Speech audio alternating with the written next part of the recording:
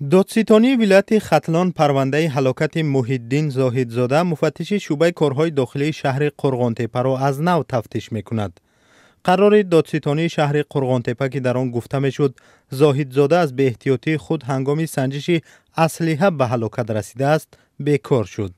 من مومن احمدی تفصیلات بیشتر دارم. این مفتش اداره امور داخلی شهر قرغانتپه شام 1 دکبر سال 2017 بر اثر ترکش در جای کارش به هلاکت رسید. بعداً مقامات گفتند که گویا زاهدزاده هنگام سنجش گلوله انداز استفادهش یک دفعینه مخ از بی احتیاطی جان باخت. جلال زاهدزاده پدر محیدین زاهدزاده روز 15 فوریه بر رادیو آزادی گفت در تشخیص کالبد شناسی که تازه به آن شناس شده است نشان می‌دهد تیر مخ از پشت به پسرش رسیده از طرف چپ گردنش بیرون شده است.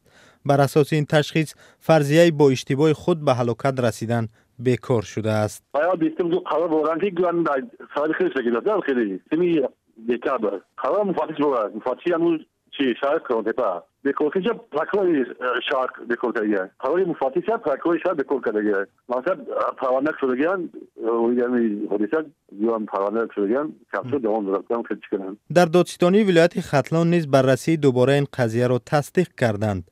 نصرالله محمودزاده دادستانی ولایت ختلان روز 23 ژانویه در نشست مطبوعاتی در شهر قرغانتپه گفت که این پرونده از اختیار دادستانی شهر گرفته شده مورد تحقیق دوباره قرار داده شد. سنجش از جانب پروکراتور شهر قرغانتپه عملی شد.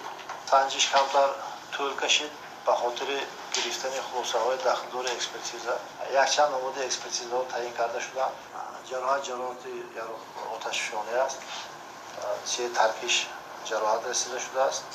هفته گذشته این مواد را ما اخبارات طلب کردیم، تحت نظارت گرفتیم و قرار درباره رد کردن آغاز پرونده جنایتی بیکار کرده شده است. مسئله پورا کردن سنجش و آغاز پرونده جنایتی مورد بررسی قرار دارد.